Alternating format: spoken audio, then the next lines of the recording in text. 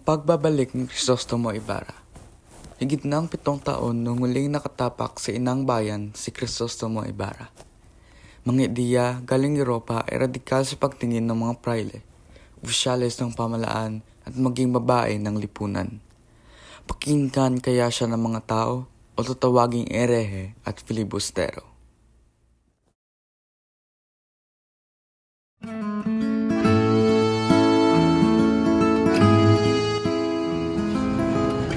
Buenos dias, Kapitan Tiago. Ang ganda talaga ng bahay niyo, Kapitan Tiago. Alam mo, kapag nagpagdesisyon na ang isang fraile, kahit na ang hari, walang magagawa sa anumang gusto ko.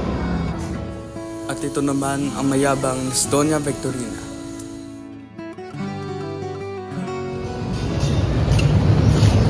Oh, andito pala ang dating kura ng mga suseko. Ang dating matalik na kaibigan na aking ama. Kamusta, Padre? Pasensya na at akala ko ikaw si Padre Damaso. Oo, ako nga. Pero nung ka akong naging kaibigan ng erehe mong ama.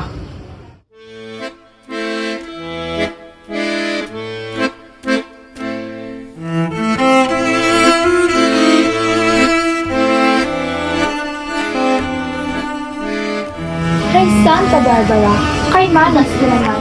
Habang ako ay naglalakad, ay makakalanghap ako ng sariwang hangin. Ngunit, ang nalalanghap ko ay hindi ka nais-nais. Marahil sarili mo ang naaamoy mo, senyora. No ka, senyore. Marahil ay bumili ka ng bagong damit para hindi ka mangamoy panis na basura. Matandang pakikamera. Boba!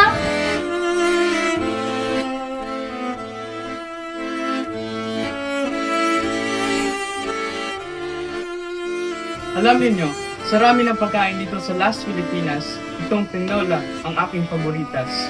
Es muy delicioso.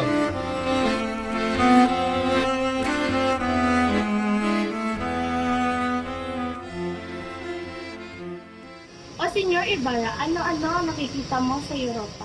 Napansin ko ang pagkaatrasado natin. Bakit? Yun lang ba ang natutunan mo? Huwag kayong mag-aalala. Sadyang ganun talaga magbiro ang mahal nating kurang ng paman. Naaalala ko, ikay laging sumasalo sa aming tanghalian ng aking ama. Desvergonzado! Anong ibig mo sabihin? Masiba ako pagdating sa pagkain? Ang pagkita ni Maria Clara at Crisostomo Ibarra.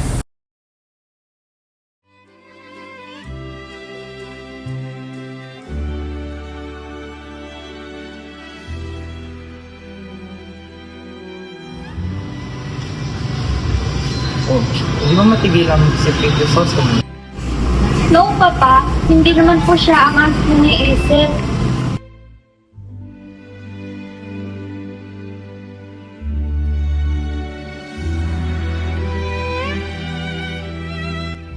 Oh, narito na inihintay mo, Iha. Crisostomo, halika na at umagdig ka na dito.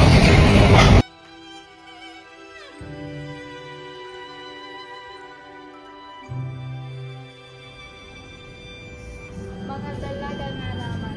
Ayaw-ayaw, pero gusto naman.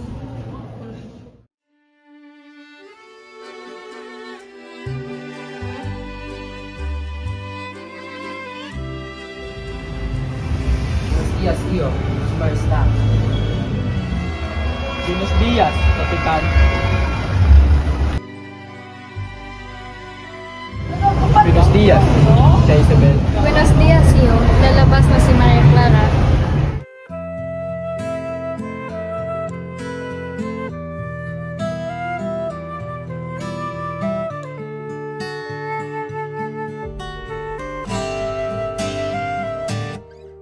Para?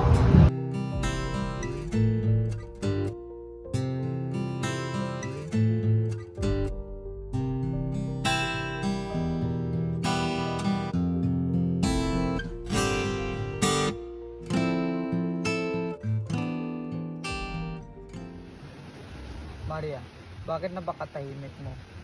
Hindi mo man lang ba ako tutunungin kung ano nangyari sa akin sa 7 taong pagkawala?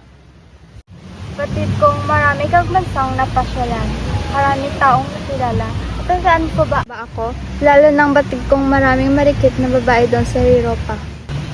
Marami, oo. Pero maaari ko bang malimot ang pinakapanrikit sa lahat ng mga dalaga? Mailang ulit ko na rin nabasang hindi.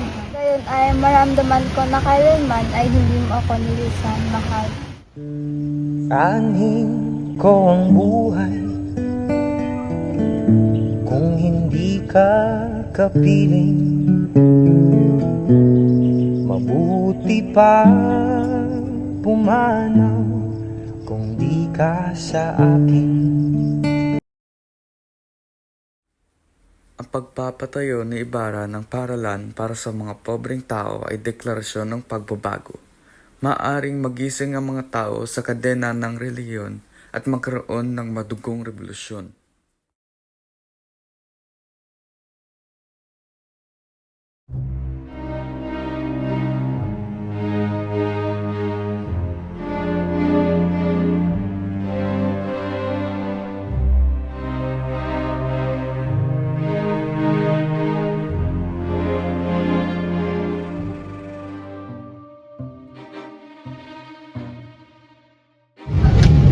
Oy, nabalitaan ko na ang Ibarra na yan magpapatayo ng paaralan na makakabuti para sa ating mag-aaral.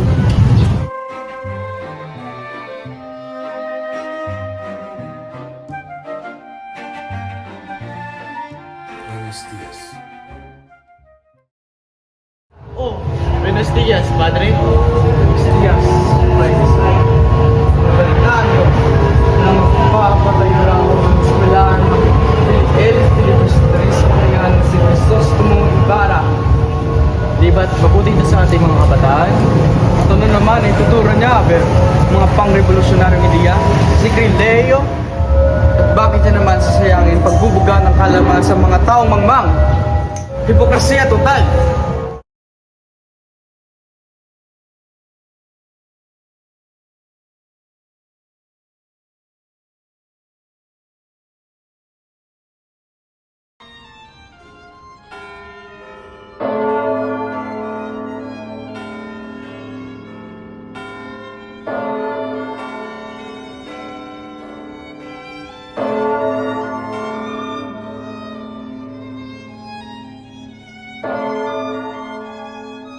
Ikaw ba ina ng mga ladron?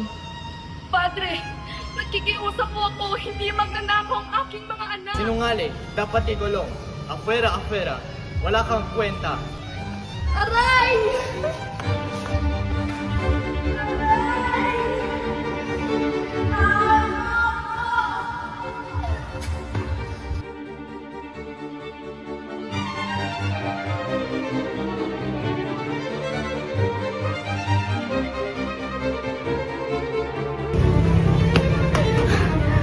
Tulong! Tulong! Crispin! Basilio! Mga anak!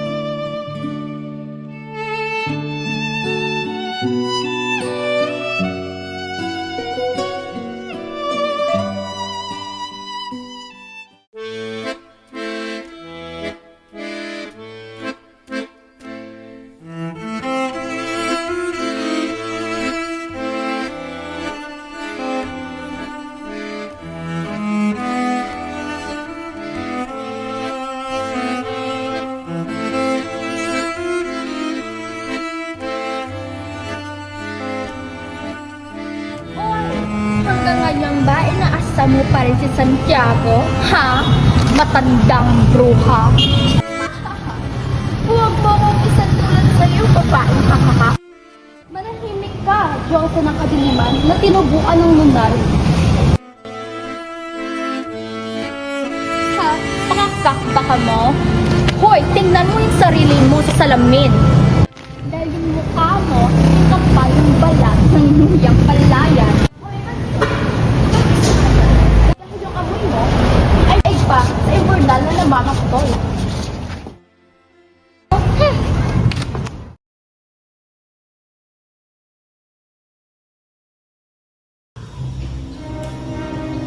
Nabati ko si Senyor Ibarra dahil sa kanyang pagpapatayo ng eskwelahan. Mahusay ang kinuha niyang arkitekto, isang perito. Isang tuta lang nangailangan ng perito at mababa pa siya sa Indio.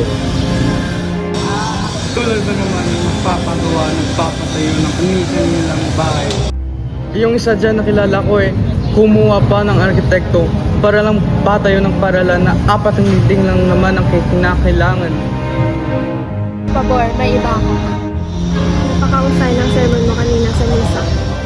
Ay, gracias. Alam niyo ba yan mga Indio? Nakatuto lang ng kahit kunti. Aba, kung makasta, akala niyo kung sino na. Katulad daw ng mga tuta na nakapag-aral daw sa Europa. Bakit? Makakarating ba sa langit ang mga nagbabanal-banalan? Ang mga nahuluan lang na ilang dugong Espanyol? Katulad ng ama niya. Ang ama niya na namatay sa karsel.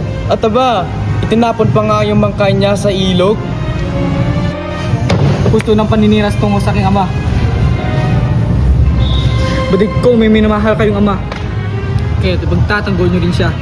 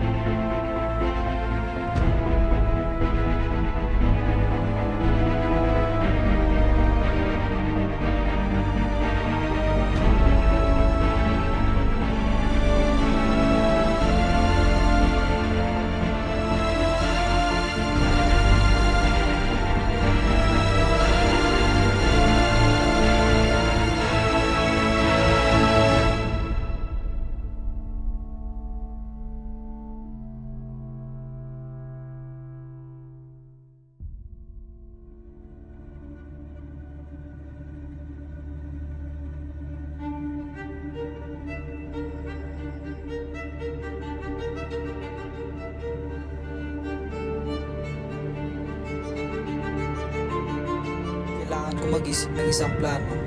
Hindi ko pwedeng hayaang makuha nila ako.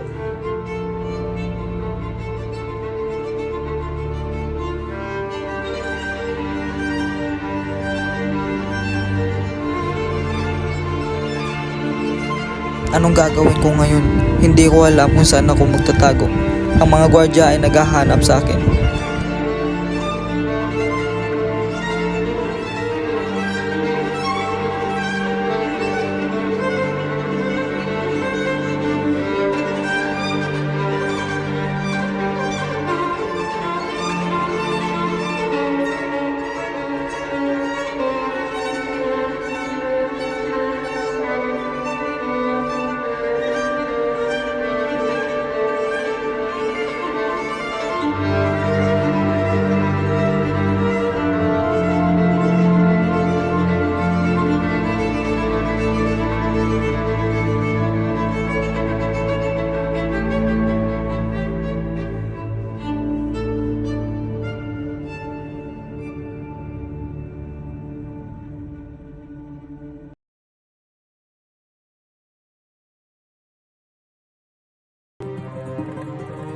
Ang bayan kong Pilipinas, lupain ng ginto't bulaklak, pag-ibig na sa kanyang palad, nag-alay ng ganda't dilag, at sa kanyang yumi at ganda, dayuhan ay nahalina. Bayan ko, binihag ka, nasadlak sa dusa.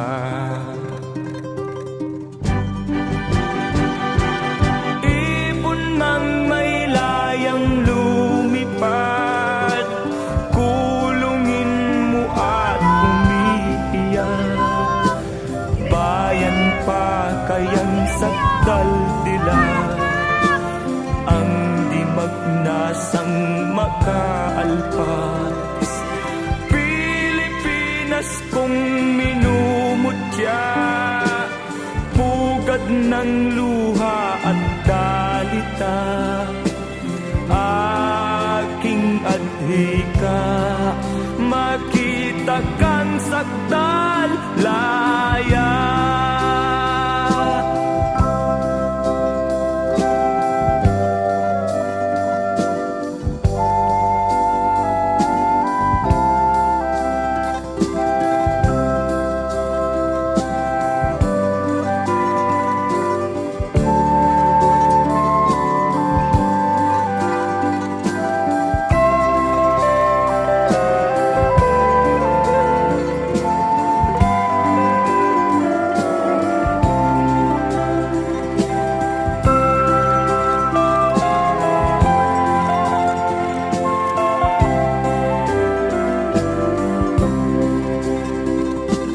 Ibon mang may layang lumipad, kulungin mo at umiiyak.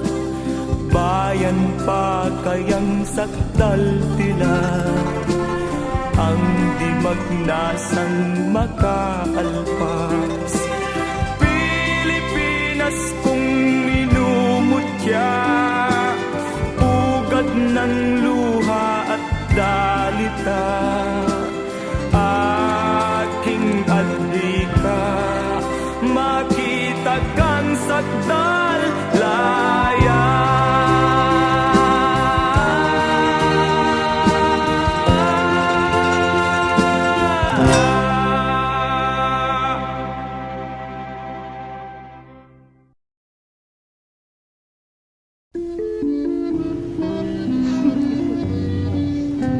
One, two, three, go. Oh, hindi mo matagil ako. One, two, three, go. Oh, hindi mo Sa iyo puso ito'y binihag mo. Alaala ka maging gabing araw. Alipinin mo'y go. Bobo. dagat. Marinig ko lang sa labi mong ihag na ako'y ibigin. Go! Alamin nyo, sarami ng pagkain dito sa Las Pilipinas. Itong tinola ang aking pinakamabuti. Alamin nyo, sarami ng pagkain dito sa Tanik. 1, 2, 3, go. Alamin nyo, sarami ng pagkain dito sa Las Pilipinas. Itong tinola ang aking paboritas. Es muy delicioso.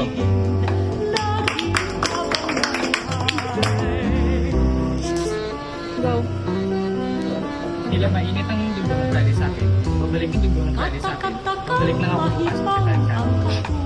Go. Ikaw bang kilala mo, ladron? Padre, nakikiusap po ako. Hindi magnanakaw ang aking mga anak. Sinungaling. Mga anak. Sinungaling.